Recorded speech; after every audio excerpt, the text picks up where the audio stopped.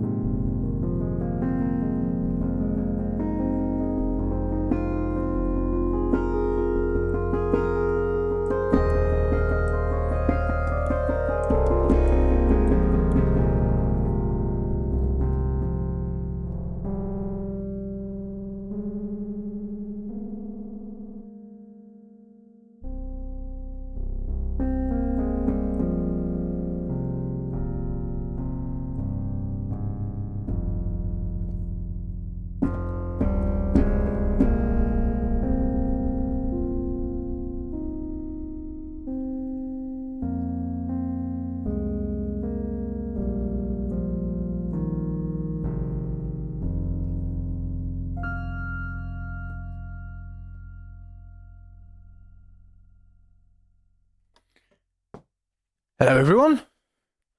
Hello, Dazed. Hello, Rob. Hello, Filippo. Hello, Bart. Hello, Douglas. Hello, Palace. Hi, Christoph. Good to see you all here on this 5:14 a.m. on Sunday morning. Sorry I'm late again. Even though I have the live streaming thing is really it's just a never-ending the number of new things that you kind of find and improvements that you can make. It's actually very similar to building a studio, if you like, and you've really got to discipline yourself not to just keep doing this thing and then that thing and then and then the other thing, and it's very hard to get right. And each kind of thing you add, it slightly complexifies things. And what that ends up meaning is that you get a longer list of things to do at the start. It's not as bad as it was before I got my Apollo X6, so I don't have to really do anything with the audio. But now I made a video yesterday, so I had to take my webcam from there over to there and basically get the framing right and everything like that. But also, I got up at 4 a.m. this morning. Filippo, thanks for suggesting Scott Dickens' book. I'm enjoying it. Brilliant. Yeah, no, it's a good one. So it's a very good one. Is it Dickens? Dickers. That's right, Dickers. So what I'm doing today is a style splurge, and I'm testing something actually on this screen over here. So let's go and have a look at this. What do you think of that? Oh, hello. I'm in the DAW. I don't know what that looks like on your end of things, but I thought it might be worth giving a go, because now we've got more space. Where is it? Right. I don't know whether I'm going to capture that. Oh, I might as well. All right.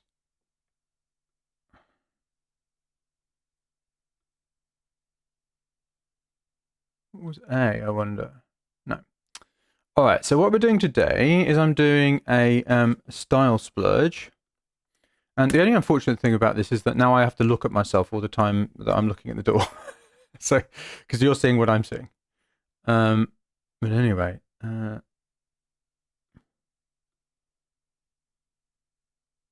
wife came in yesterday while I was trying this out, and she was like, "Are you serious? You've done something where you're where you have to look at yourself all the time? What's wrong with you?" She said, "I knew you were self-obsessed, but this is ridiculous." Yeah, no, I thought it is a bit laggy. It is a bit laggy, but I thought the trade-off might be okay. Anyway, let's see how it goes.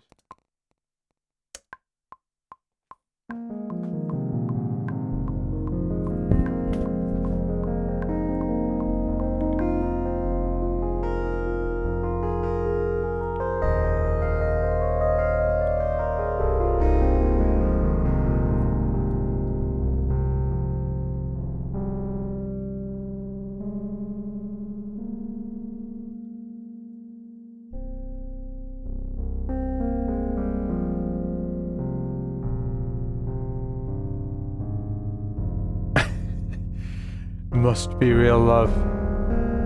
Maybe that's what it is. Maybe utterly love myself. I'm actually doing a particular type of meditation at the moment, which is about creating a feeling of love for not only yourself but everything. And then one of the reasons I'm doing that is as a result of these live streams, because I've found on a few occasions, I think probably unfairly, I've reacted or got frustrated with what something inside me perceives to be, I don't know what it is, but it's weird. I've kind of got annoyed about things, and I don't think it's particularly helpful or fair. So I've been doing this particular type of meditation, which is sort of opening up a bit. So maybe that's why I'm looking at myself. I've developed an unhealthy fascination with my own face, which in my case is never a good idea. But anyway, coming back to the style splurge, what I'm going to do the same things I did again yesterday, and open up Spotify and go to my, I should have put this at the top of the list. Where is it? So many playlists, it's just ridiculous.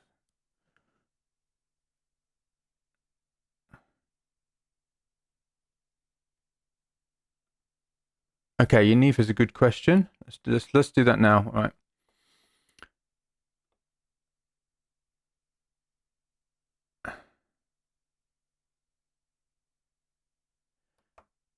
Yaniv saying, I'm fine. Actually, let me just answer Douglas's question first because it's a quick one. Douglas has just started the leap. So should I carry on splurging or do the leap stuff? So the start of the leap is splurging. So just start the leap. Yeah.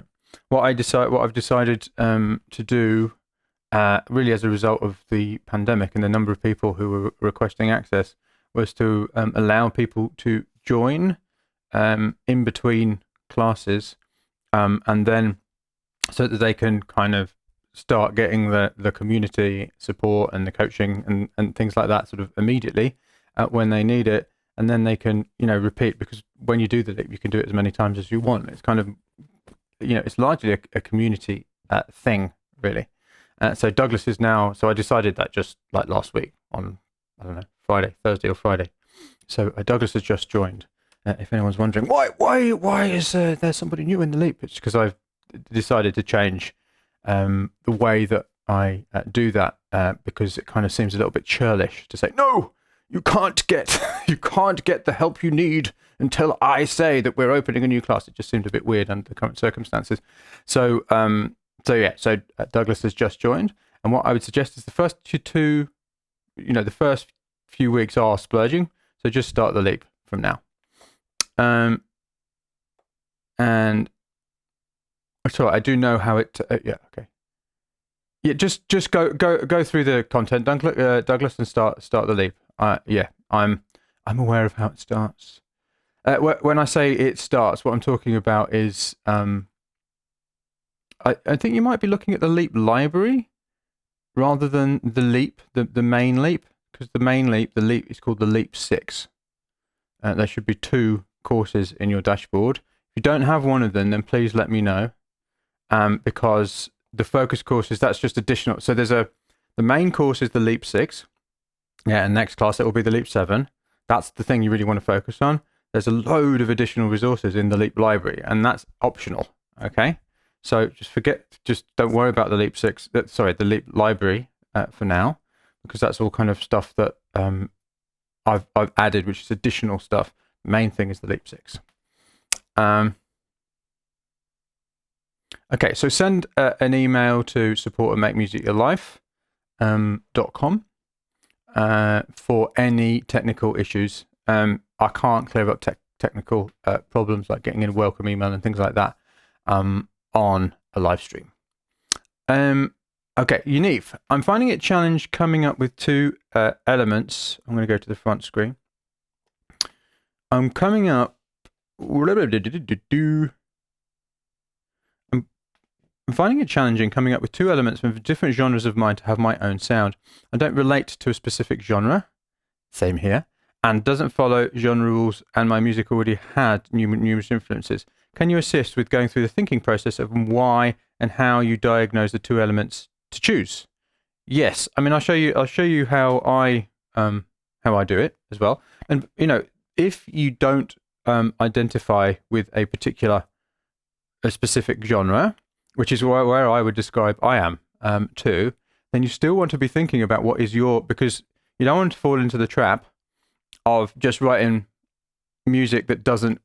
And I'm not saying this is what you're doing, by the Univ. You're probably not, but I'm just saying this in case. So you don't want to fall into the trap of just making music that isn't anything, because it's kind of everything, and it doesn't sound like something. When I say sound like something, I don't mean something else. I mean itself. Yeah. So it kind of wants to. The ideal, the center of the bullseye, in terms of if you're attempting to create a unique style, is for people to be able to hear it and immediately go, oh yeah, no, that's Mike Monday, or that's Univ, or whatever your artist name is. Yeah. So you don't want to have the music just sounding like random stuff that nobody can identify, if you don't relate to a specific genre. It's almost like if you want to develop a unique style, it wants to kind of have it wants to be a genre of one. Yeah, so it does want to have elements in it that remain throughout. Okay, and so the style splurge is one way of identifying some elements that maybe you're not using that you can use, or maybe not identifying. Eventually, you will identify them, but at first, it's probably just finding some to experiment with. And the way that we find some to experiment with is by looking at something which is relevant to you as an artist. Because, what are we doing in making music? Well, we're expressing. What are we expressing? We're probably expressing something about our experience. So if we look at other music, well, then our musical experience is expressed in a musical history. Yeah, it's like, what is the music that kind of is almost like a diary that you've listened to from the time you were a child all the way to now, that kind of is your musical journey, other people's music. So we go to that musical history and we just identify certain elements that we could just play with. It's not that you will use forevermore, but that you could just experiment with in the ideal place to experiment, which is a splurge. Okay, so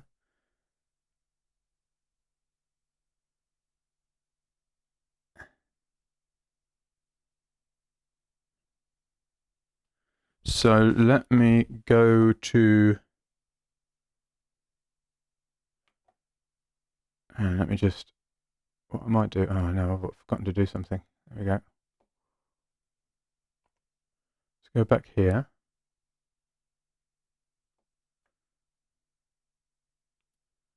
And so I'm going to do it right now, Univ, okay? And once again, apologies for the Beyblade. That's my 4-year-old. That's his. I asked him what his favourite piece of music was. It's not good. Anyway, he's 4. So we were dancing around yesterday in here to it really loud. Or at least I was, and he was standing there looking embarrassed. But anyway, where are we? Oh God, so much. I can't. I really ought to have dragged this. Here we go. This isn't actually. There we go. Let's put that to the top. Okay. So here's a musical history list for me. So if I look at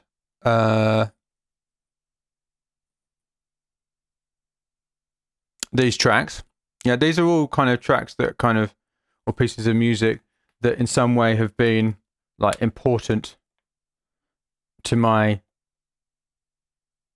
in my life. So we've got Daft Punk, Revolution 909, Stevie Wonder, Living for the City off Innovisions, which is actually my favourite Stevie Wonder album.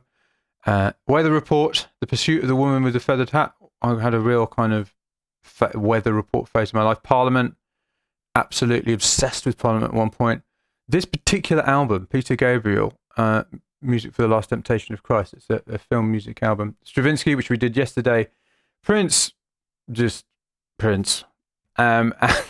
Queen, when I was at school, I was really into. I thought Freddie Mercury was amazing, and just the way that they wrote music, like incredible. This is a little bit of a guilty pleasure, but it's Trevor Horn. He's Trevor Horn, isn't it? Yeah, Trevor Horn with the Buggles video killed the radio star. That's from when I was a tiny little kid, and I remember that. I just loved that track. Steve Reich, huge for me. So anyway, I won't go through them all, but basically, here's some of my musical history. So each of these pieces of music are made up of various different musical elements. Yeah. So I don't know if we take what we took yesterday, which was The Rite of Spring, Stravinsky. There was I think I worked out what was wrong yesterday actually.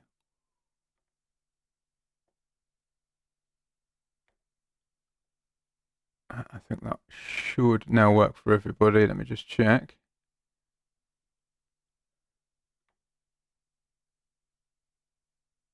No. Oh, yeah.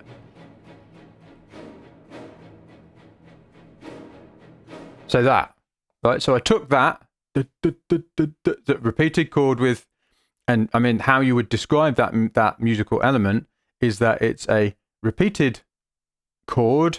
It's actually in two keys. So one's like I can't remember what it is, but something like B major 7, and the other's like D flat, like C sharp minor or something. I can't remember. I'll have to try and remember. But they're actually two tones at the same time. So that's one element is the harmony of it, which is very kind of discordant. Do you know what? When this piece, The Rite of Spring, was first premiered, I think it was in Paris. There was a riot. It caused a riot. An actual riot. People were so disgusted with how this had changed, because at the time there had been the big thing was neoclassical music, which was going back to like the style of Mozart, and this just totally blew everything apart. Stravinsky, and it was at this, you could imagine a very extremely rich, the kind of I don't know whether it was royalty, but very, very rich people who kind of like went there, and then there was this ballet about like basically a kind of pagan ritual where people were animals were slaughtered and things, and it was just the music was so insane that it actually caused a riot. Anyway, so one of the elements is is the harmony. Another is the fact that it's a da, da, da, da, da, and then you get the the thing like that. So I took that idea and I started a splurge with it. Now I could have used that same idea over and over again, and if I was you, I probably would, because that would have been one of my two elements. But today I'm going to choose a different one because I'm showing you how to do it. Okay. So, I mean, if we take something else, I don't really want to play. I mean, the reason I played that one was because it's classical, and I think the copyright stuff is less problematic. But I don't really want it because I'm going on YouTube and everything like that. I don't really want to play any others. I mean, I suppose I could also play the Mozart. So, this one.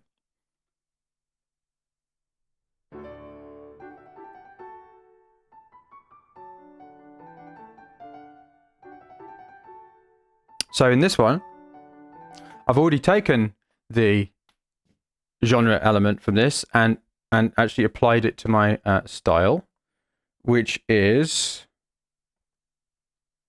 and I've kept it, so I use it all the time, which is the Alberti Bass, which I've spoken about before. Plugins are loading. So.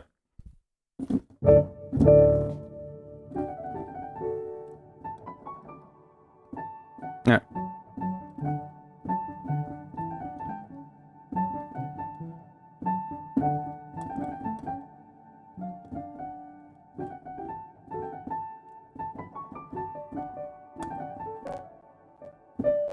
Oh dear.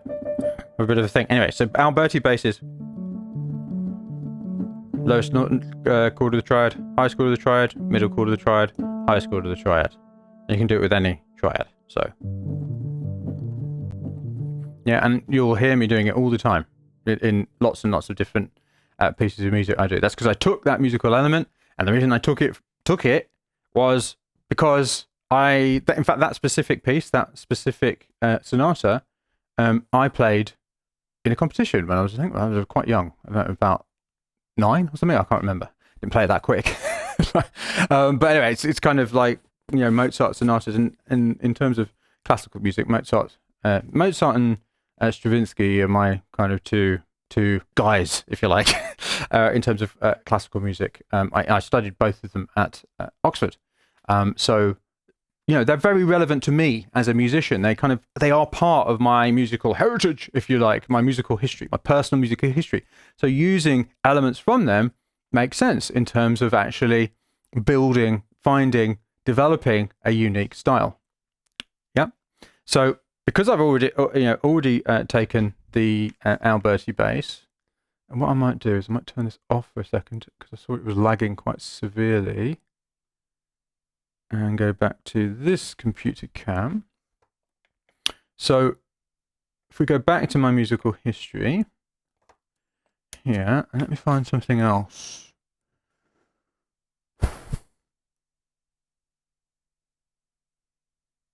All right, this Passion, Get to Core. This will be a fairly simple one. Okay, so this is I think that this track is one of the earliest examples of progressive house. I think. I don't know when it was released. It was very, very, very early. It was an absolute classic from back then. I will never forget that. And in it is a bass line. It goes gong gong gong gong gong gong gong gong gong gong gong gong gong gong, and then it kind of opens up into a gong gong gong gong gong gong gong gong, and then it was like, oh, like I'm rushing, you know, that kind of thing, and you know, this kind of piano thing. So what I could do is, I mean, it's kind of been overused a lot, that kind of a bass line. So I probably wouldn't choose to take that under normal circumstances, but as I'm doing this, I'm going to, just for today. Okay, so I'm going to take the idea of that kind of, you know, classic progressive house bass line and think, well, and I'm going to start there. Okay, now, and I could do this over and over again and try lots and lots of different things with it. So I've just had the thought, what would happen if I did it over a very different beat and a very different tempo? I wonder, let's see, what would happen if I did it at incredibly fast tempo? It's probably going to sound terrible, but let's try it. Incredibly fast tempo. Do I keep that?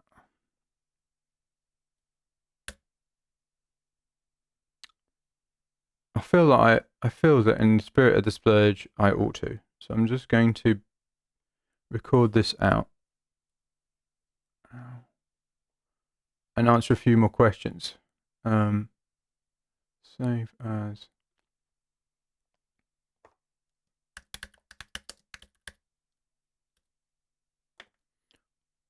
Actually, what's the name of the sound? U1 P42.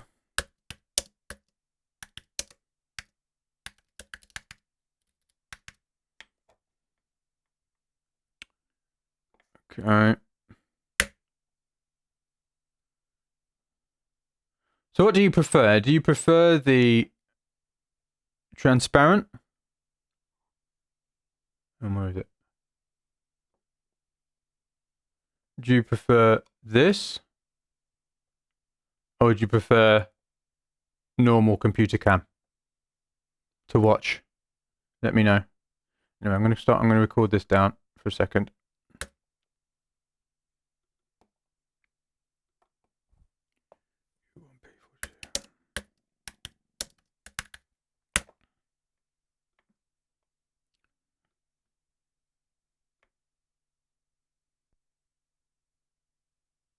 What's going on?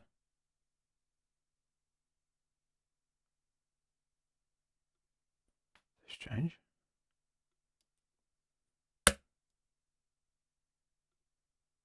I can't hear that now. What's going on?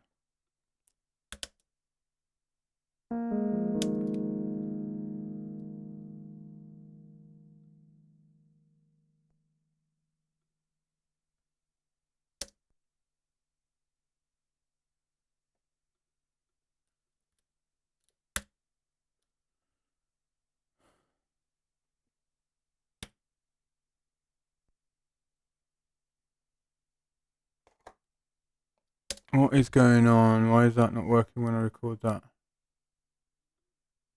Oh, it should work anyway.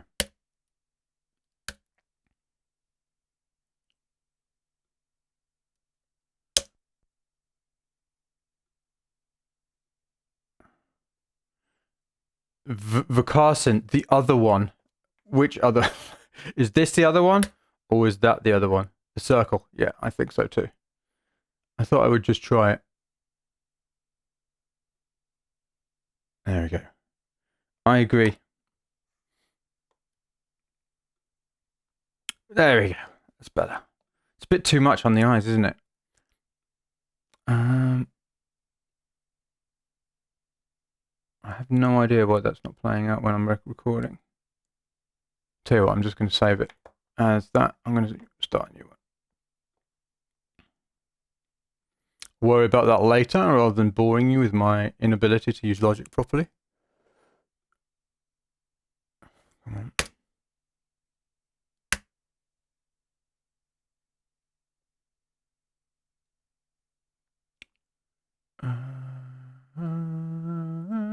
Where's it gone? There it is.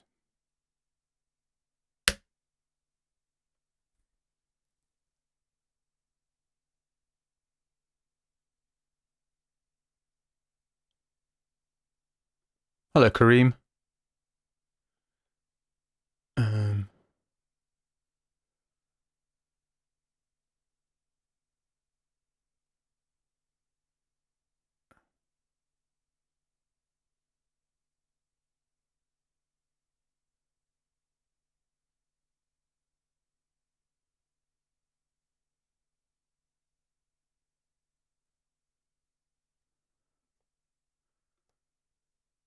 All right. So, just going back to the style splurge. If I do something really, really fast, right? So we've got it's called Gat Decor, and it's Passion. I'll show you again, so you can go and listen to what I mean. I don't want to play it on here because I don't want to get banned from YouTube. Passion, Gat Decor. For me, probably it's 1992. It came out. It was one of the first. I don't know. Did I own it? I don't think I did actually. No, it was my mate Andy from Groove On Wild. He used to play it all the time back at uni, and I remember he got it, and we were just like, "Oh, this is amazing!" And for me, I think it's one of the earliest progressive house tracks. Okay, and it had this bass line, gong gong gong gong, and I mean now it sounds kind of almost probably a little bit hackneyed, yeah, because it's been like used over and over and over again. But at that point, it was totally new. It was like something that we were like, "Whoa, what is this?" Right, and it had this little piano where you put your hands up in the air. But the bit I'm talking about is the bass line. It goes gung gung gung gung gung gung gung gung, and then the bass line kind of changes chords halfway through. It's very simple actually, but it's absolutely great. It sounds brilliant on a dance floor. And did you know what Gat Decor means? It's actually tag records. It's basically because the guy or the guys, I don't actually know who it was. The guy who wrote it used to work at Tag Records apparently, which is the record shop in London where I bought my first dance music, house music, 12 inches, DJing records at Scary Shop. So there you go. So if you listen to that bass line, so we've got this kind of a bass line, and let's try and find one, probably none of, actually the Mother might be good for this.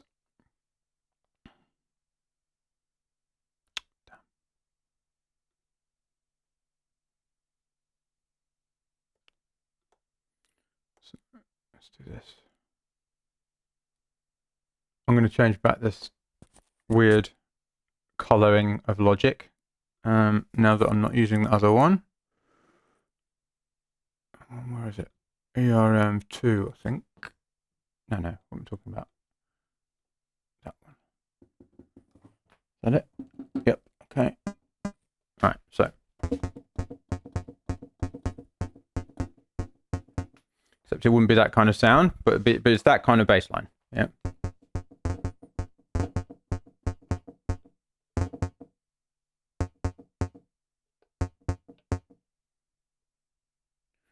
Don't quite know why that's not doing that. Anyway.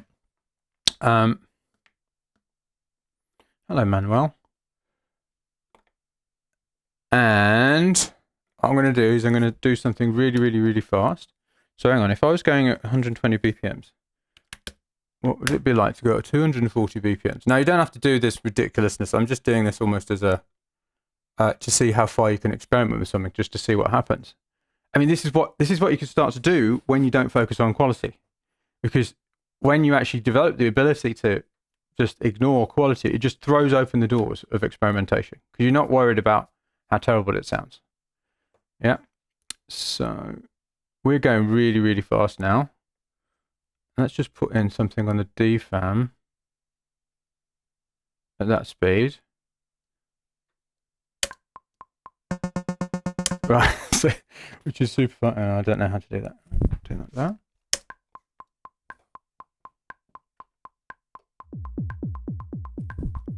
Right. We're talking GABA style. In fact, let's just make it a bit slower. Let's go at a nice stately 200 BPMs. How about that?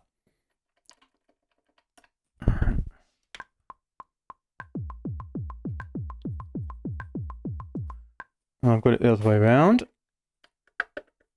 Let's do that. Let's get synth cam, Vince cam going. All right. Dong.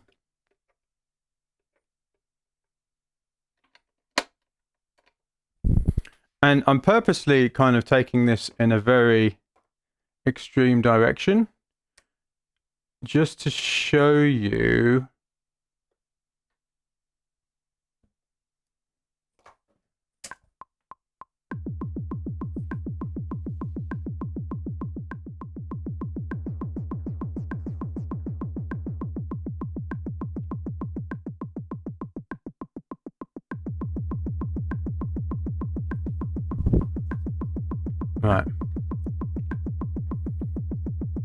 Right, so that's going at roughly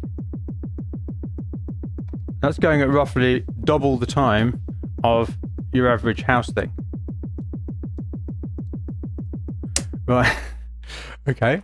So now I'm wondering what would happen is if I actually did what am I doing? I still haven't worked out how to, what can I do? I know what to do.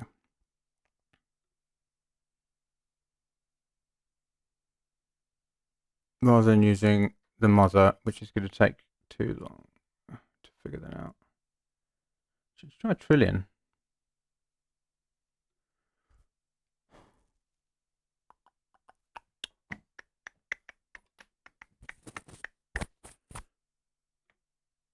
I haven't used trillion for ages. Synth bass. Maybe that. Yeah, that'll do. Right, so.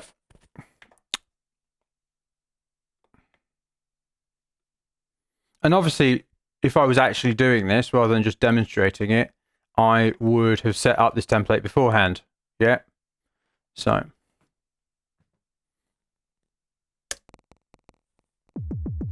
Hang on a minute. I'm going to make sure it starts on the right beat so I don't get totally confused.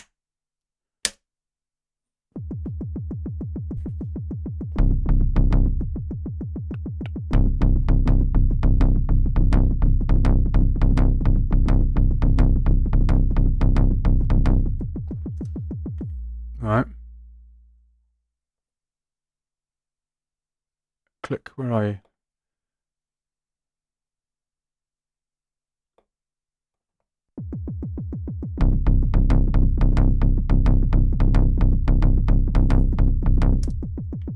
Right. Oh, man. There we go. Click while recording.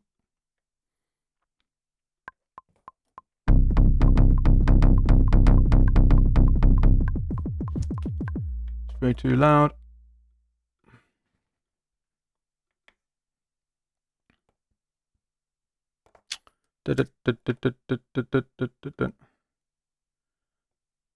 It's a lot more difficult playing things in time when it's so quiet.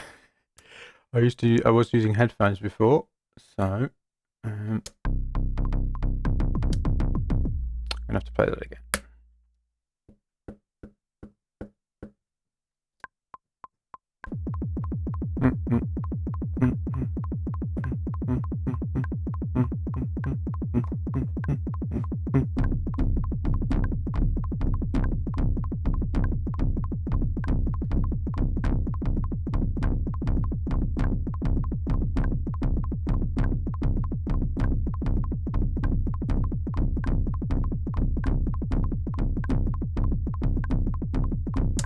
Yeah, so I wasn't playing at halftime, which was the problem. So I was like, that's too fast, because I forgot that I slowed down the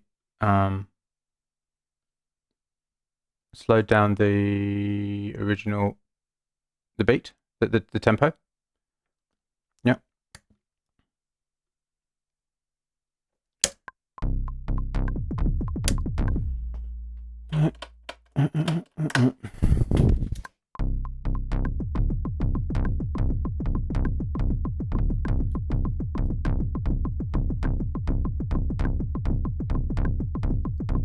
Okay.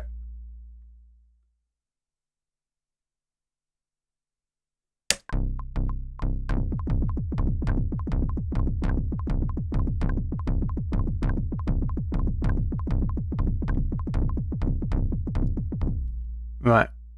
So right now, yeah, this is sounding absolutely atrocious. Yeah. But because of the splurging, I'm going to go with it, right? Because I don't know where it's going to lead. Yeah.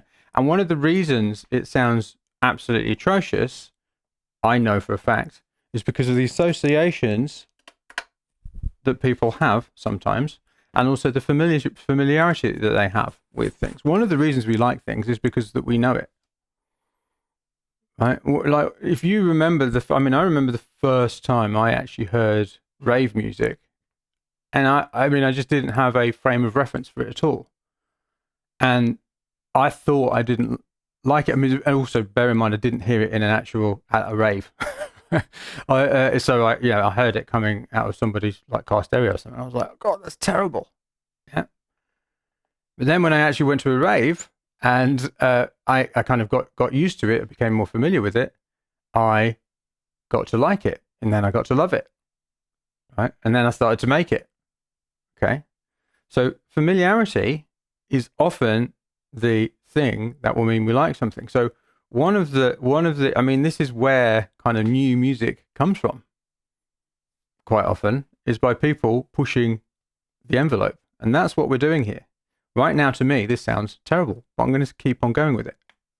Yeah.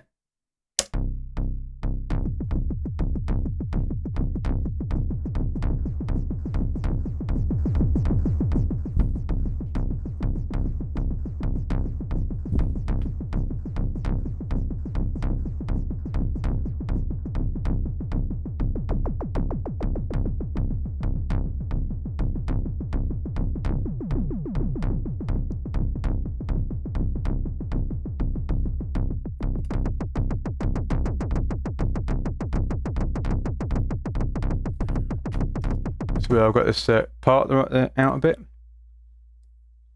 There we go.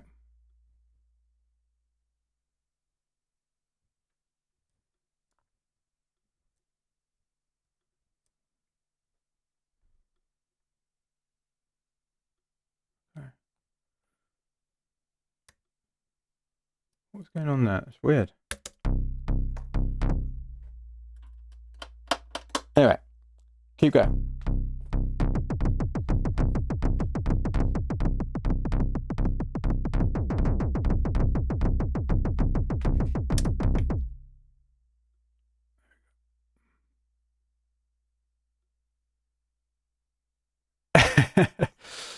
Yes, indeed. Right.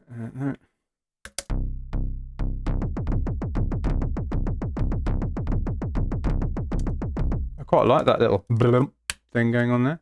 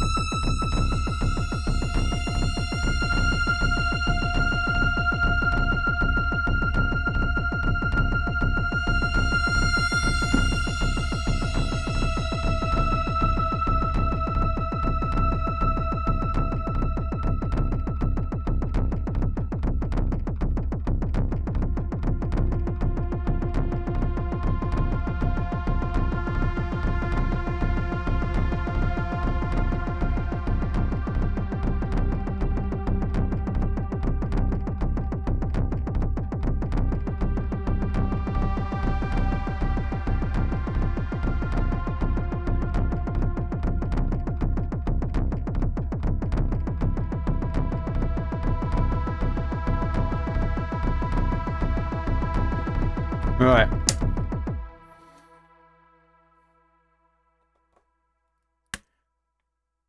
And show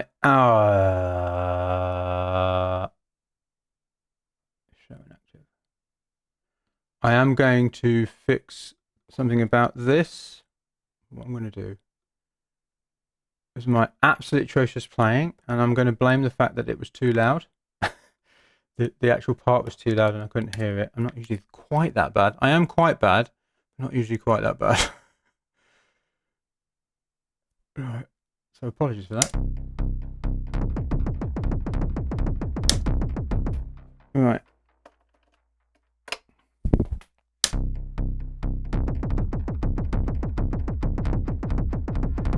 There we go.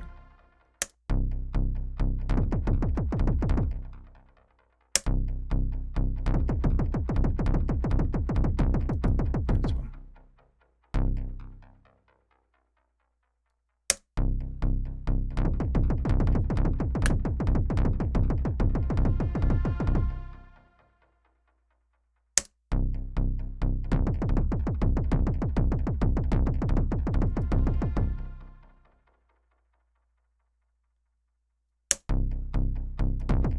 I'm going to shush the defam for a second. I don't understand it.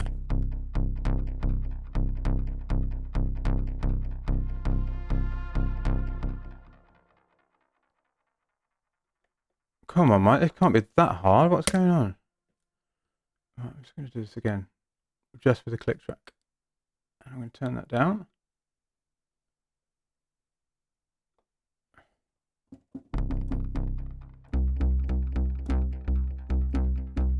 Might actually sound better up there. So let's try that. Right.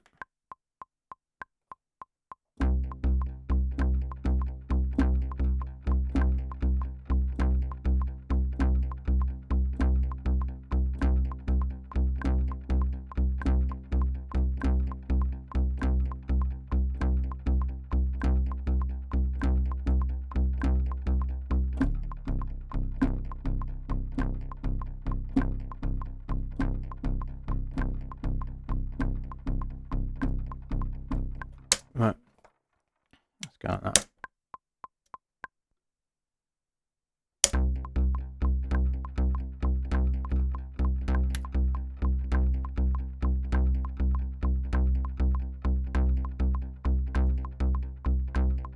Better.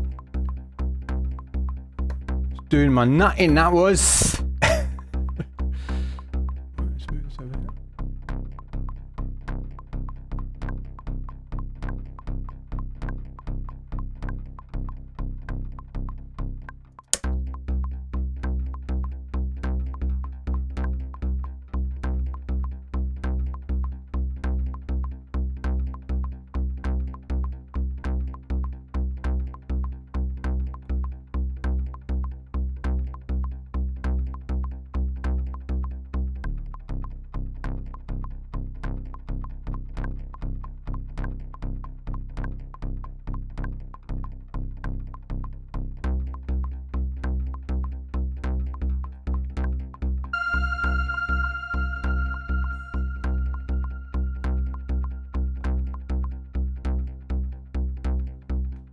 Right.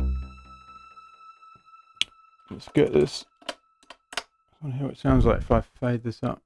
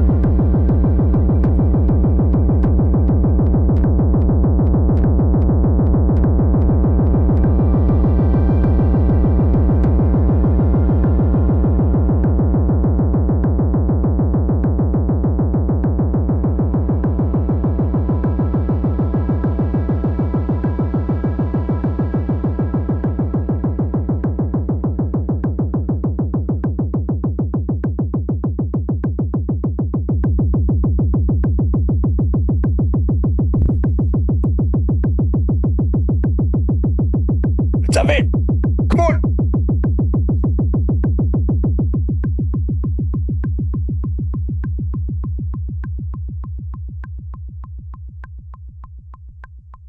Okay. So I had the same problem in this bit over here, and it's so very annoying. Obviously went out of time. I'm just going to cheat and nick this bit. Oops. Do I know what to do? Let's do it this way.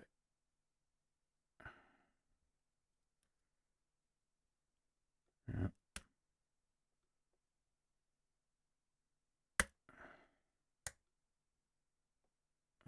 I'm going to like this, and then go like that. So basically, I've used that bassline idea, that sort of musical element, if you like, and I mean that did actually become a genre element for progressive house. Yeah, it was almost like it became a cliche to use bass lines like that. Gong, gong, gong, gong, gong, gong, gong, gong. Yeah, it was like we did it over and over again in lots of different ways. And with the Beat Foundation.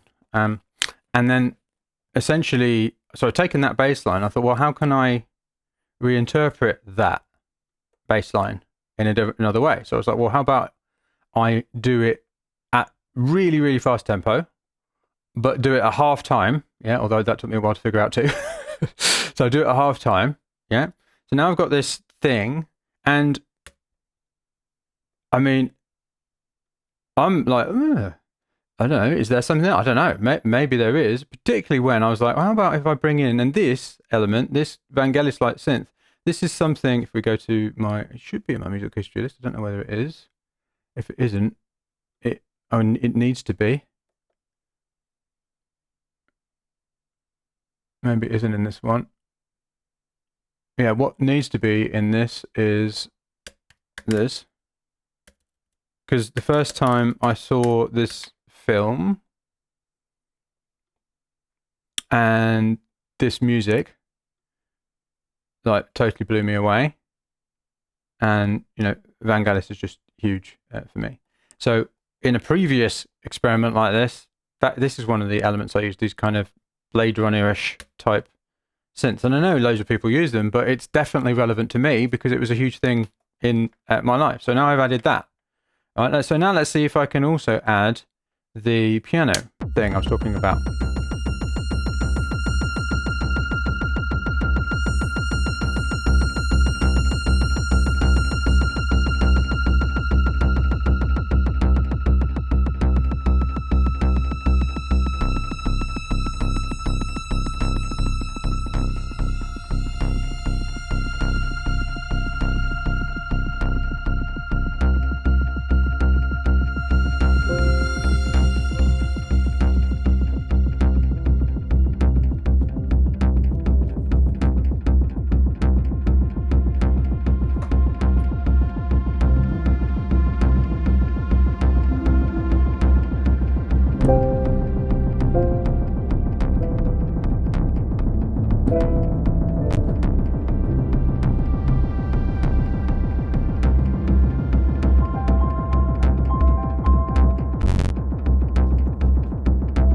I might have to change the piano sound because I think it's wibbling on me. And this one does use up some juice. So let me just try a different piano sound. Oh, I'm sorry about the camera there.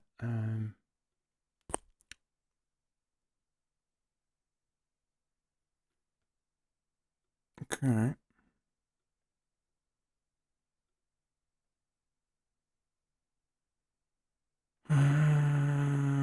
No, maybe.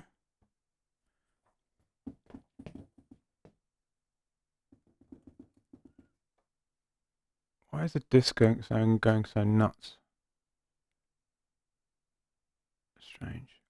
I'll try quitting some of these things.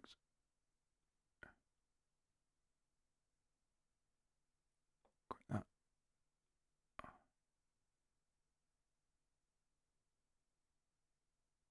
Anything else?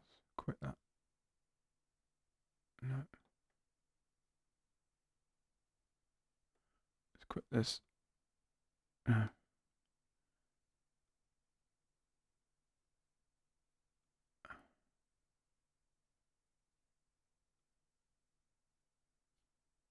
Just trying to free up some juice.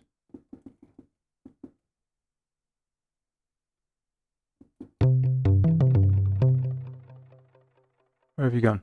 Where are you? There.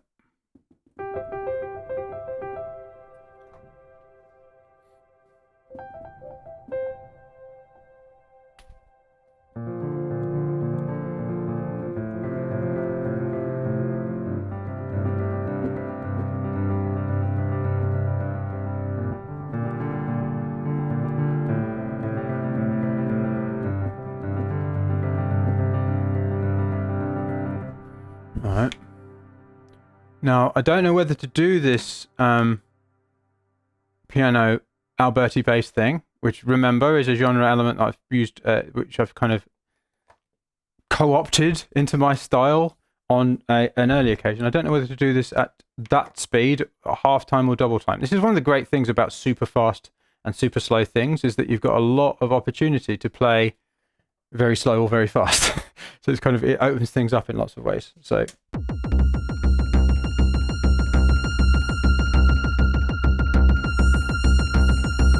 what's it doing?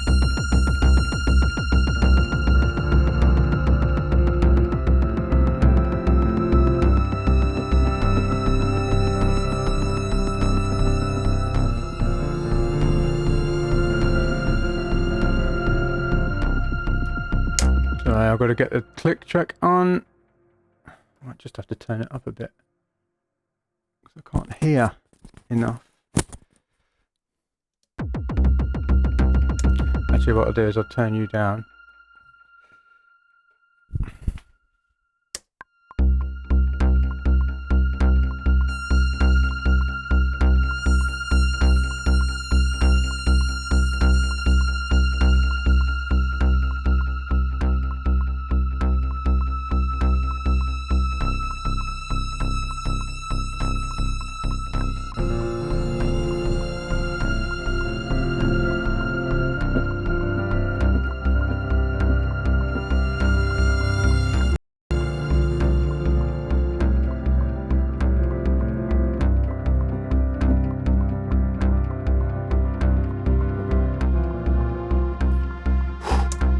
Pretty fast.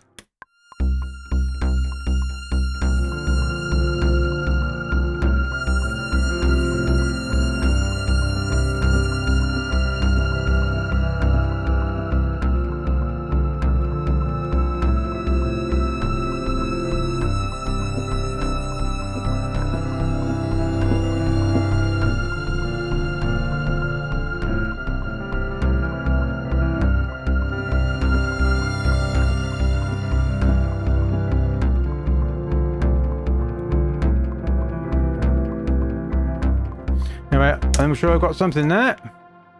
Okay, so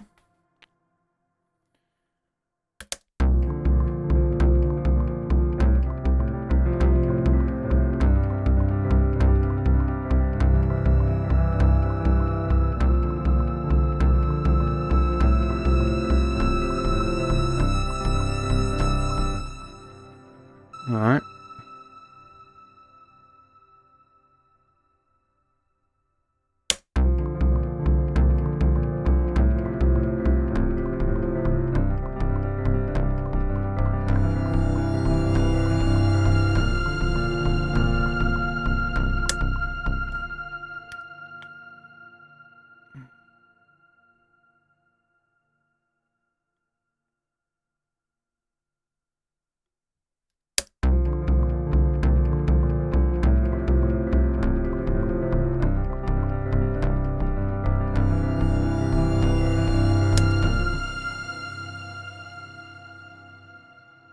Okay.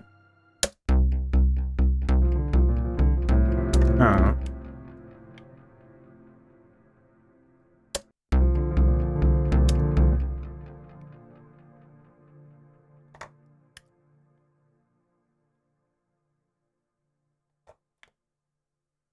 Yeah, exactly. It's kinda cool.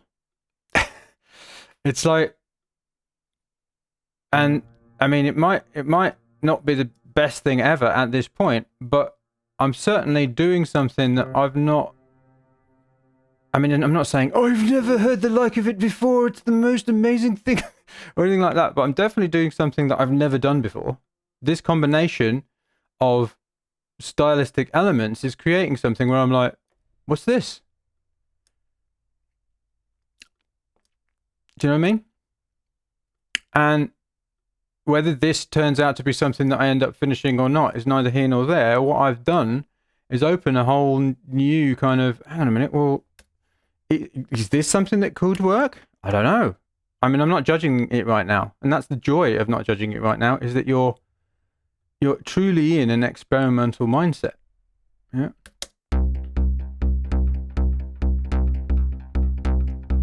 It's really bugging me, that one note that keeps happening.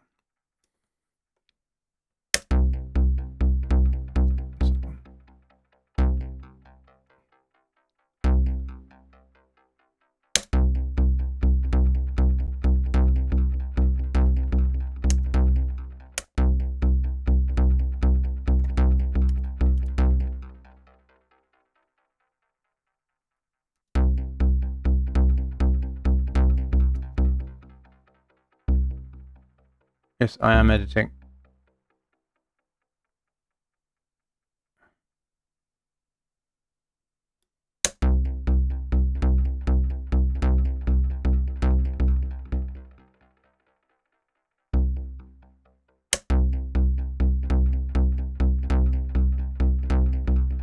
I'm giving in to my editor. I really am.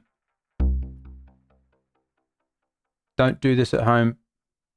I am not splurging right now. Warning, warning. I am not splurging right now.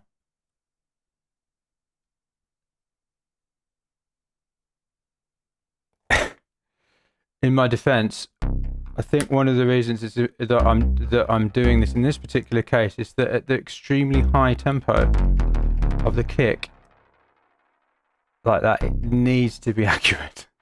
Otherwise, it just falls apart.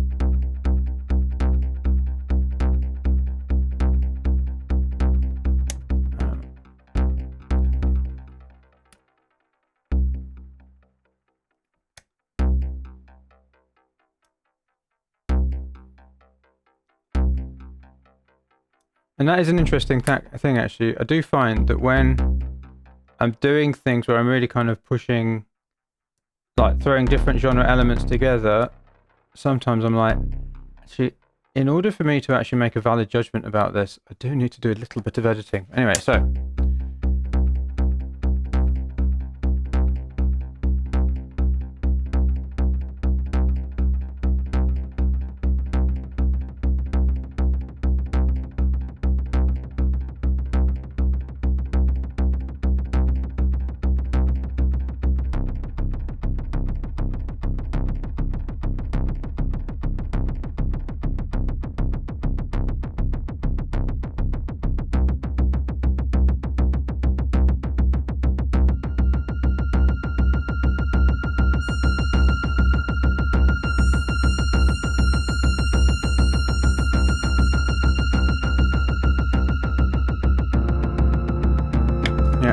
Right, so that doesn't come in yet.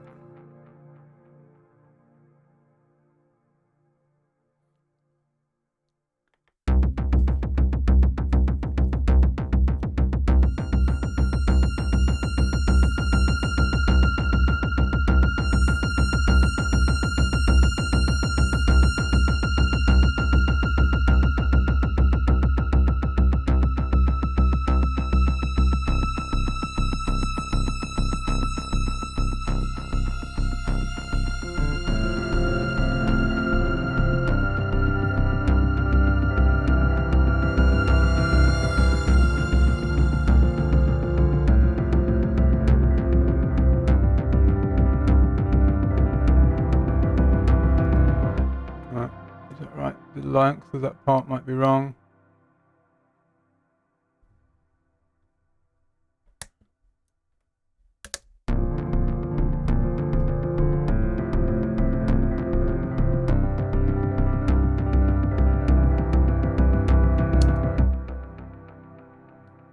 Once again, problem with this part, my terrible playing.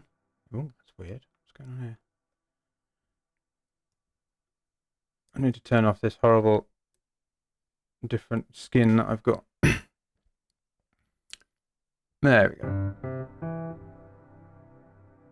go. Mike Monday always anticipates the beat.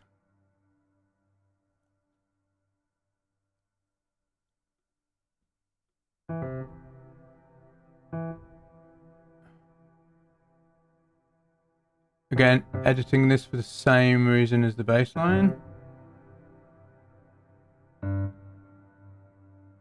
I think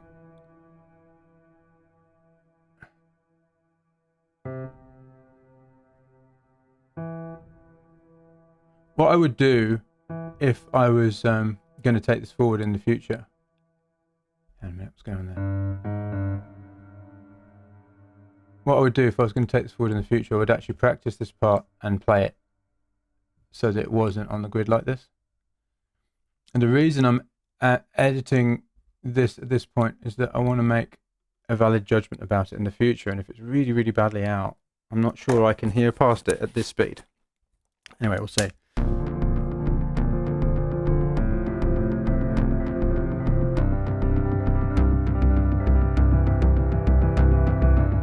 Right, that'll do. Still some mistakes in there, but that's fine for now. Right.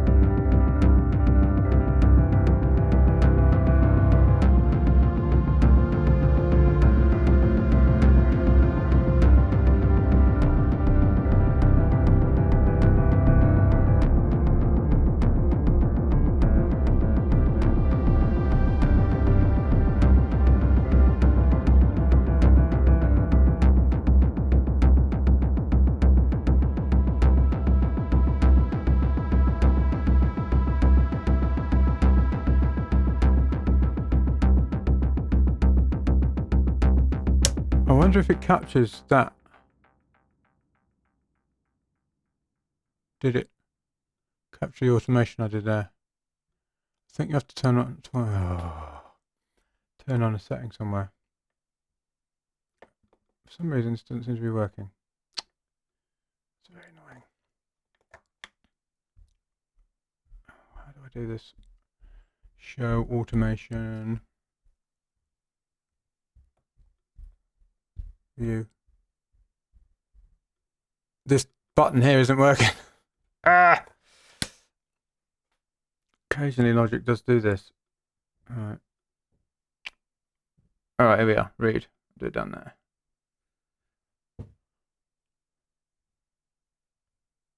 Touch.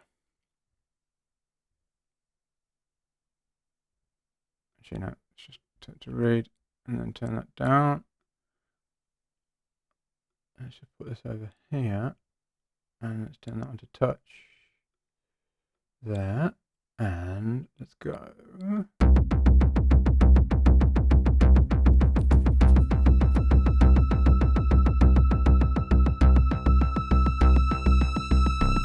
it's the wrong one.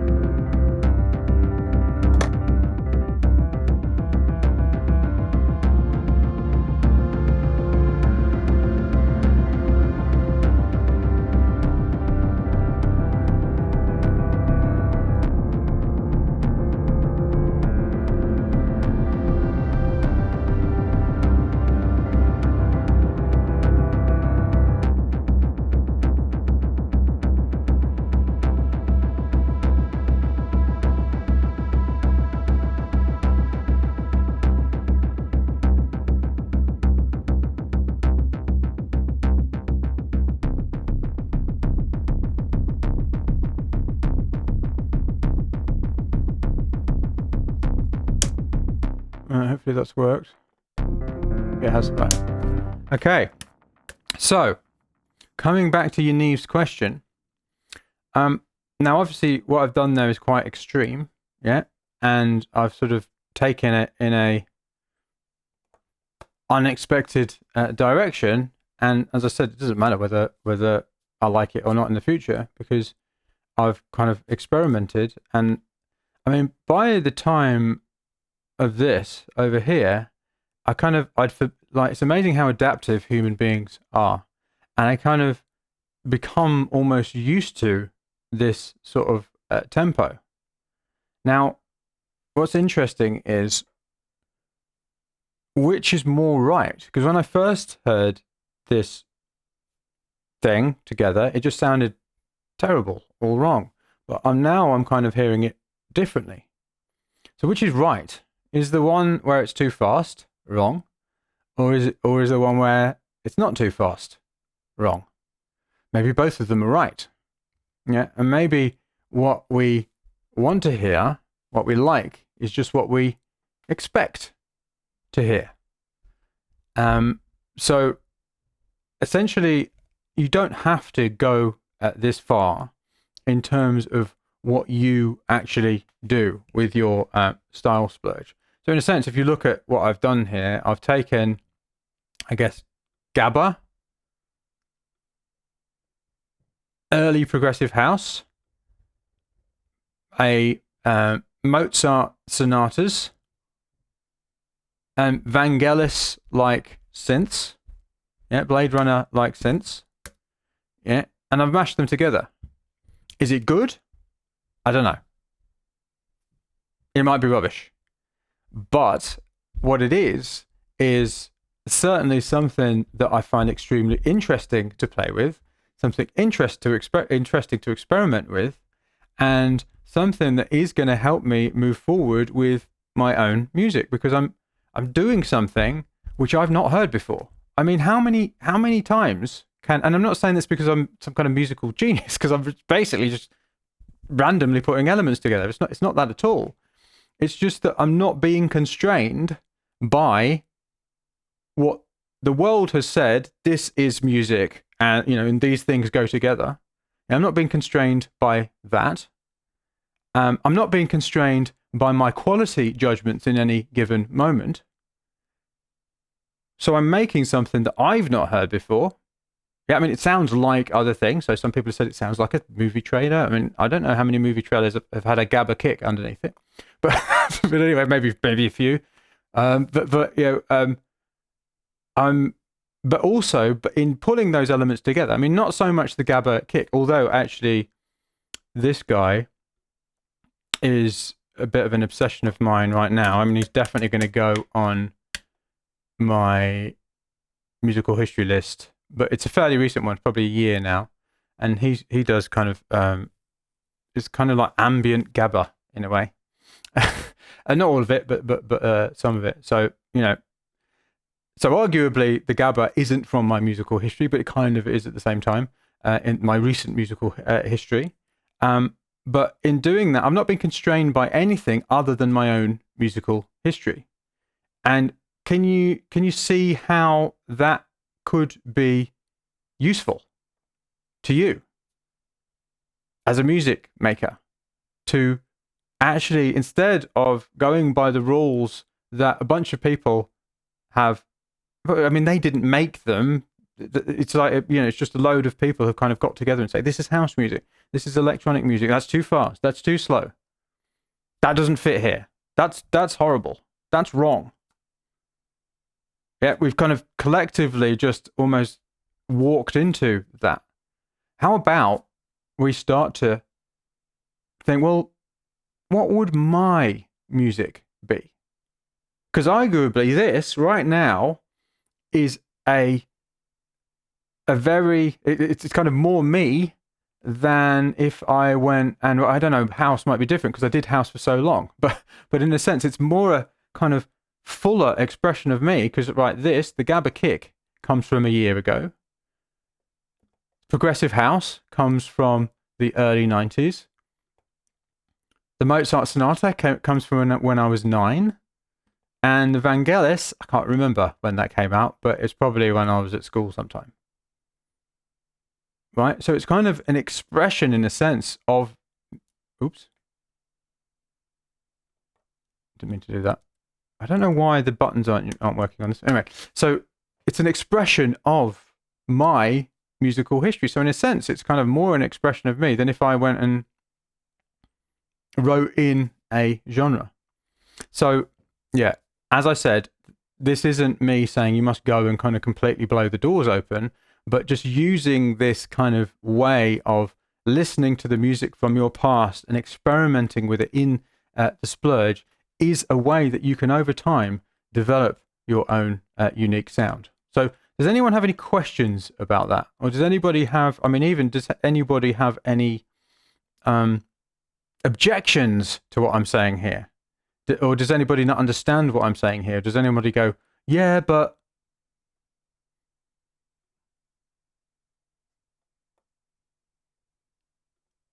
Because I'd be interested to know whether I'm just talking absolute nonsense here.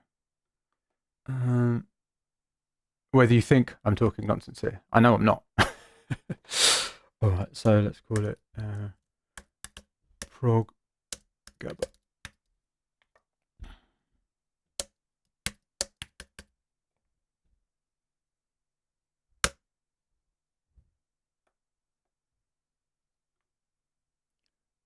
Okay.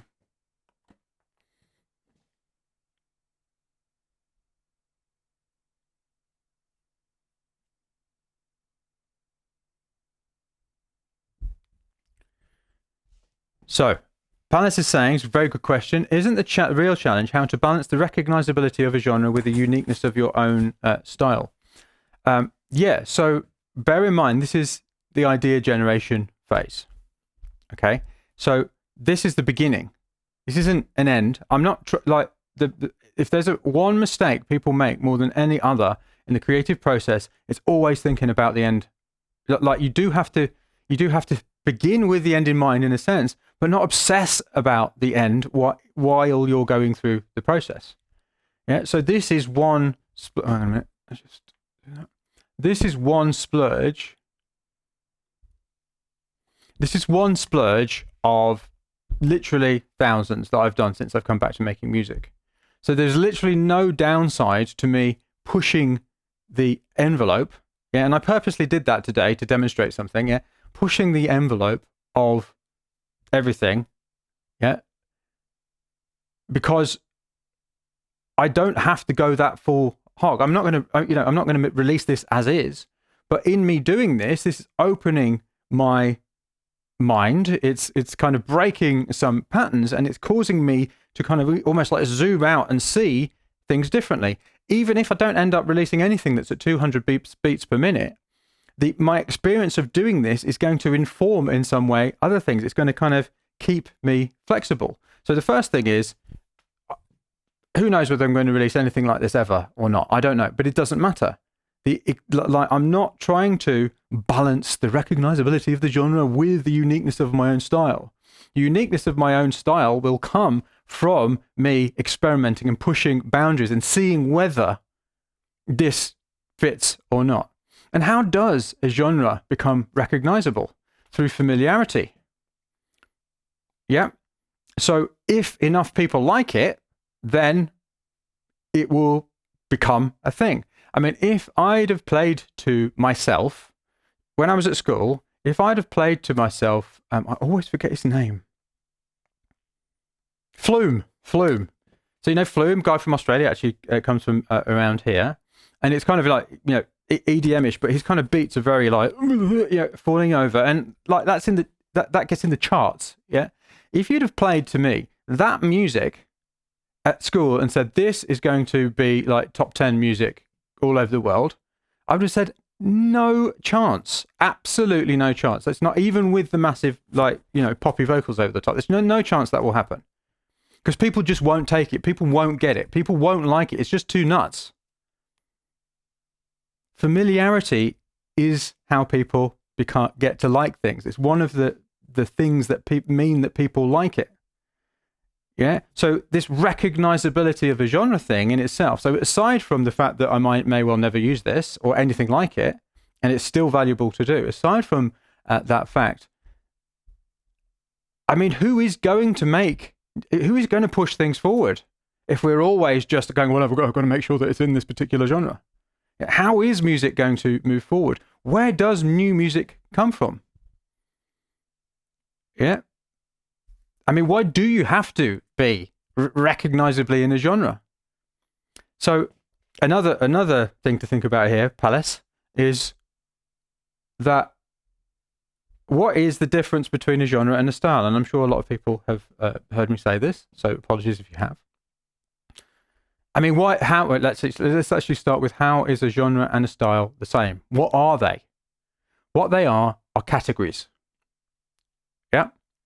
So a genre is universally, for the people who know what the genre is, universally agreed, some kind of silent agreement that a certain number of elements, yeah, when they are put together, that they make that genre.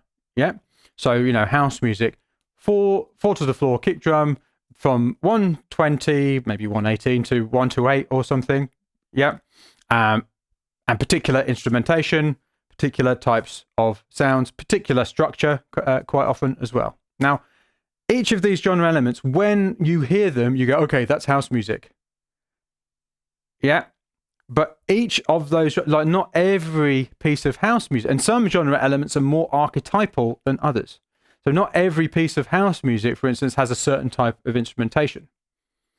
Yeah, so there are some pieces of house music, I'm just taking house music as an example, the same is true of any genre. There are some pieces of house music that are closer to the center of the bullseye of the like archetypal house music, and then as you progressively remove or change some of the genre elements, it gets further and further away, so that you start to get arguments about whether it is house music or, oh no, it's not house music, it's techno, oh no, it's not tech, it's tech house, no, it's all that kind of stuff.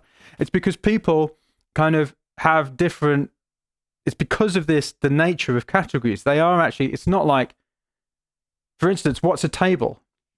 The most people who I ask, how would you, what are the elements that make up a table? Most of them, the first thing they say is 4 legs. Now I've got 1, 2, 3 tables in this room that don't have 4 legs. I know that one does look like it has 4 legs, but it doesn't, because it's got two sides to it. Yeah. So a table is made up again of elements that make us think it's a table, but not all of these elements exist. Yeah, for all tables. I mean, I guess a definition of a table is that you put things on it. But I've got a couch over there and it's got things on it. Does that make it a table? Right. So it's very interesting how we categorize things. The same is true of genres. Right. So a genre is a category that people have kind of over time decided upon. These elements go into me thinking it's house music. Yeah. So what's a unique style? It's exactly the same thing, right? It can be exactly the same thing, but instead of necessarily taking genre elements from pre-existing genres, you're deciding on them yourself. You can decide on them yourself. So if I, for instance, did a whole album of music and for the rest of my life used these 4 genre elements in lots of different ways, the progressive, I'm not saying I'm going to, by the way, but let's just say I did, that the progressive house bass line, the Gabba kick, the Alberti bass from Mozart, and the Vangelis-like synth pads. Yeah, and I could easily make an entire album's worth of music using those genre elements as the core elements, and other things as well, but those are the core elements. Could definitely do that. But if I did that for my whole career, every time you heard my music, you'd go, that's Mike Monday music. Same thing. It's a genre. And I wouldn't always have to use all of those genre elements either. So if I took out the Gabba kick, yeah, if I took out the Alberti Bass, people would still classify it as being Mike Monday music. So in that context, can you see what I'm driving at here?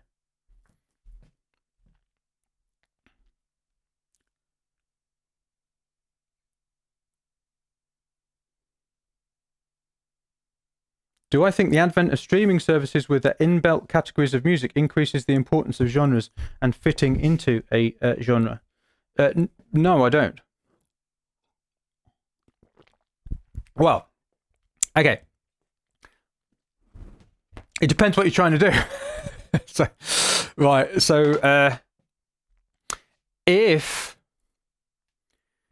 if you're trying to get on certain Spotify playlists, then yes.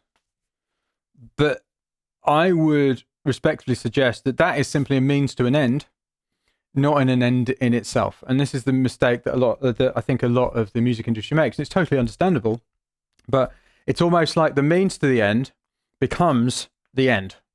Yeah. So what's the purpose of getting on Spotify playlists and getting a lot of plays on Spotify? Yeah, it's to build a fan base. What's the purpose of building a fan base? To kind of contribute the value of your music to as many people as possible. I don't know, to make an impact, let's say. Yeah. And you could ask that question multiple times. Okay.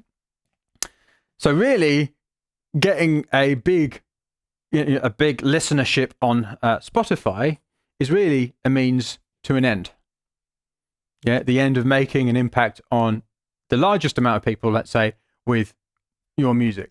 So if we just have zoomed out from like getting on Spotify playlists and talk about, right, the means, the end that I am doing is making the biggest positive contribution to as many people as possible with my music. Do I have to get on Spotify playlists to do that? I don't think you do. There's lots of other things that you can do as well. Okay. And I certainly believe, I think that one of the reasons that my previous music career failed, and I do believe it did fail, I couldn't do it anymore. I did very well at certain points in it, but as a whole, it fails. But one of the reasons that I felt it, I had to stop, was because I was playing somebody else's game. Yeah. I felt I had to make a certain type of music, which I really, really loved making for many years, but I'd been doing it for like 15 years. And I was done. Yeah, I was like, I can't do this anymore. I had to make it in order to get the gigs, and the gigs were where the money was coming from. So I was in this creative prison. Like of my own making, really. I can't blame anyone else for it. It was of my own making. It was a very, very painful experience for me. I just couldn't do it anymore. Yeah, I mean, there were also other things. I didn't want to tour all the time because I'd done it a lot, and it was like, is this all there is? And I was always on my own, and so there are lots of other things. But creatively speaking, I was playing on somebody else's playing field. Yeah, so I had 8 years off and coached loads and loads of people, and it was a wonderful. I mean, it has been, it still is a wonderful experience. I now have 2 equal passions of helping people through coaching and making my own music. But that distance away from my music made me realize that I don't have to play on somebody else's playing field. I can just make my own playing field. I can make the music that I want to make. Yeah. I mean, I don't even know what that is a lot of the time, but it comes out of experiments like this. I can make the music I want to make. I can use my influences and just identify something which is me. I mean, it isn't me, but which it's almost like it expresses something about me and my experiences. Yeah. And I know that when I do that with enough frequency and consistency, and I'll be completely transparent, certainly in terms of the releasing of the music, it's been absolutely terrible since the release of the last album. I'm going to do something after this I Do Explosion Challenge program in order to sort that out, by the way. But yeah, when I get the consistency and the frequency up of releasing, then I have no doubt that there are going to be enough people to build an audience without having to fit within these genre boundaries. The other thing is that I don't actually think that, coming back to your question, panelists, I don't actually think that it's more, if anything, I think that people are listening more widely because it's much more easily accessible. Yeah, I mean, I subscribe, one of the playlists that I listen to is called Pollen, and it's like all kinds of different music. And I just really enjoy. I mean, I think it was displayed to me because I obviously listen quite widely, yeah. And what I've noticed is that I'm listening to a lot of different genres of music now where I wasn't before. I mean, certainly in terms of kind of getting playlist success on Spotify, it may well be a good strategy, particularly if you're into a certain genre of music and that's what you want to do. By the way, I'm not saying that writing music in a genre is bad. I'm not saying that anyone that does it is wrong. I mean, I did it for years and years and years. I'm just talking about the possibilities here, how you can also think about it. I mean, the other thing about writing in genres is if you just take that same model, it's a category where there's a certain number of musical elements that are present, which make up a genre. Yeah. And you can progressively remove certain elements and replace them with others. And at some point, people will start to say, hang on a minute, this isn't house music anymore. Right? But can you see how that actually gives you a lot of flexibility in terms of writing in a genre, but bringing your own thing to the party? Let's say, for instance, coming back to this thing here, let's say I was a gabba musician. Let's say that's what I had been doing for the last however many years. And I mean, I don't know an enormous amount about gabba. Okay, so forgive me if somebody does, and this is nothing like gabba. But I'm just using gabba. Yes, let's just say this is gabba, and I was a gabba musician, and then I actually started making music which incorporated some of these elements. Yeah. Well, then I would have done the same thing as I'm talking about. Yeah, I would still be writing within a genre because it's in the context of me being a gabba musician. The reason that this sounds like nothing, it doesn't sound like gabba, it doesn't sound like this, and it doesn't sound like that, is because I'm not a gabba musician. Yeah, but if I suddenly came out and started to add these other elements in here, which I presume haven't been done, I don't know, maybe they have, but haven't been done in gabba, I stand to be corrected if that is the case. Yeah, then I have literally moved gabba forward.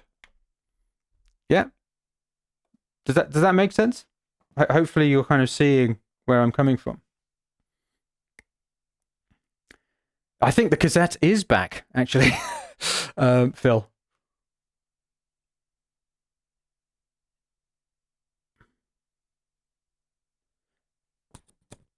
Murafly, should you be able to make a genre well in the traditional way, oh my goodness, before experimenting with the style? Should. Man, you're shoulding yourself again, Murafly. There's a lot of shoulds. Like every question that you ask is not, maybe not every question. That's probably, but you do. I think it was. Forgive me if it wasn't, but I think the last time you asked a question, there were 2 shoulds. Yeah. Should you be able to make a genre well in the traditional way before experimenting with the style? Okay, so there's a lot of problems with that question. One is the should, but let's just forget about the should for now. Yeah. The traditional way. So what does that mean? At what point?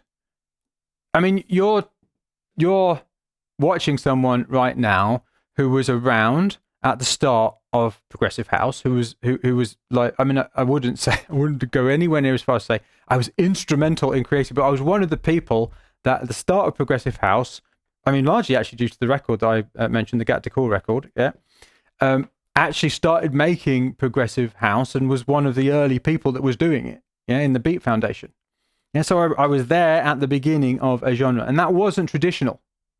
That was actually flying in the face of everything around it. It was like super cutting edge at the time. It was like, I've never heard anything like it, and we went with that. Yeah, I was there then. I was also in a similar kind of situation at the start of electro house. So there was this kind of house music going on. It was all very kind of, sort of defected, and I love defected kind of stuff. So I'm not down on it at all. But it was all that kind of stuff. And then I heard this stuff coming out of Berlin, which was like a kind of electro revival, but I couldn't play it because it was too underground. It was too kind of weird. So I started putting it together with the kind of beats and stuff. Yeah, and that's where, I mean, it wasn't me. Again, I wasn't instrumental in creating it, but I was there at the beginning of it. Now, was that traditional? No, it wasn't traditional. It was new at the time. It was something new. So I don't understand what this means, this in the traditional way. Yeah, at what point does it become traditional? Yeah. I mean, at the end of the day, each individual element, so let's just take, let's go back here. Where are we? Yeah. So each individual element probably requires a certain amount of practice and mastery. I mean, you saw me playing, for instance, playing this Alberti Bass thing in very badly. Yeah. And also, so it requires a certain amount of, I guess, musical training or practice or, that kind of thing in order to be able to use it. This kind of a bass line requires understanding the kind of, what kind of sound to find. I mean, you saw me finding the right kind of sound fairly quickly because I had a certain amount of experience in where I might find it. Yeah. And then playing it in. And then I knew to very quickly add that kind of a delay on it. Yeah. To get that kind of bouncy thing going. Yeah. And again, same thing with this. I mean, with the Gabba thing, it's just really a kick drum. But it's like I can master the elements. I can master music. I can understand how music works. That's what you really want to master. I want, because I can understand what it is about a piece of music that gets people to kind of become engaged by it and love it. It needs a thing and it needs a payoff and it need, all of this kind of stuff. I can master that. I don't need to master a genre. I mean, I think I have ended up not mastering, maybe, because I don't think that's ever possible, but I have ended up becoming relatively good in a genre by doing it over and over and over. But that's not necessary in order to be able to experiment with style. Like, why? Why is it necessary? You can use practicing in a genre to become a better musician. But it's not, again, it's the difference between, that's not the end point. It may be a step on the road to becoming a better musician, but you don't necessarily need to do it before experimenting with style. I mean, I don't know why that would be the case. So I have been, oh, hello, Malteser. Anyway, so I am going to stop now. Anyway, I hope that's been helpful, at least. And I've kind of given you a view on why, sort of how I think about style and why I'm getting you to do things like the style splurge. Because, you know, really, I do think that one of the things that I don't like about Spotify, not Spotify specifically, but what the way that what streaming is doing to kind of like the music scene, is that there's so much music that's just the same over and over again in every genre. It's just like, and it's like that there are a lot of people who aren't that who are really kind of trying different things and kind of moving things forward, but there is a safety element, a fear element, that kind of this obsessive focus on huge numbers of people. We need huge numbers of people creates, you know, some of the most conservative, creatively conservative people tend to be those who have huge audiences, and it's understandable why, because they've, you know, created this thing and they don't want to mess it up. You know, I've helped and coached some people who have kind of major label deals, and it's absolutely shocking. This isn't true of all of them by any stretch of the imagination, but I have coached some major label people, and sometimes in certain situations, a lot of their music is almost like it's made by committee. Yeah, because people, you know, are afraid of not getting the hit, and it's going to be even worse now with, you know, the live music industry kind of you know, being decimated by this pandemic. And I mean, what I sincerely believe is that in order for music to remain as important as gaming, films, sports, you know, the kind of the big four, yeah, music, gaming, sport, and gaming's a new one to the table, yeah, sports and big movies, you know, entertainment, you know, the kind of TV now entertainment. In order for music to remain up there, there wants to be people pushing things forward, more people pushing things forward, and less of the focus on the kind of fear aspect to it. Because I don't know, I remember the first time I heard rave music and I couldn't process it. I didn't know what it was. I didn't even like it, but I knew I had to find out about it. I was like, what is this? What even is this? Yeah. And we do lose something when we try to be too careful. And the thing is, you know, in the context of a splurge, it doesn't matter, because you don't even have to release it. There's no downside, literally no downside to pushing the boundaries and seeing what comes out. So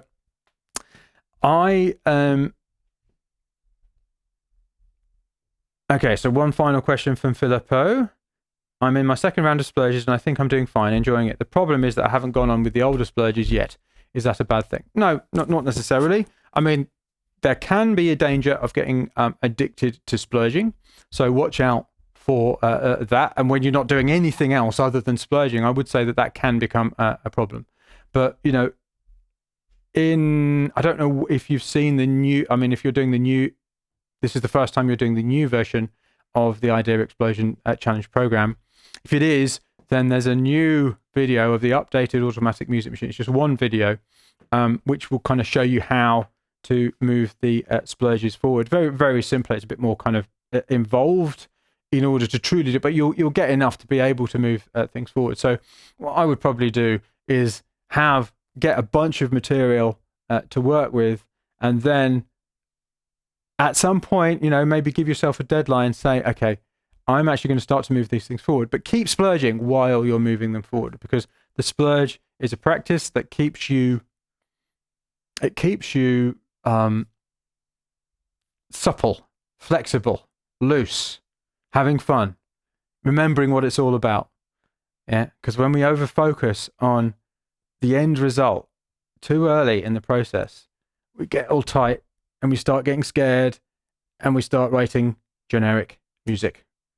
Okay, so that's it for today, folks. I got on a bit of a tear, then, didn't I? On a bit of a soapbox moment. But anyway, hopefully it was useful. Tomorrow I've got a leap call at the same time as this one, so it's a coaching call. So this will be, I will do one. It's going to be 35 minutes from now, the next live stream. Okay, but 35 minutes from now. Same place. I think I've finally sorted out the YouTube thing, so you do actually end up in the place that, you know, where it's displayed is where the live stream is. Also got a Wi-Fi extender, so it seems that the dropping out isn't happening so much. So that seems to have been fixed as well. So we're getting there gradually. So anyway, until next time, stay safe, stay healthy, stay sanitized, and onwards and upwards.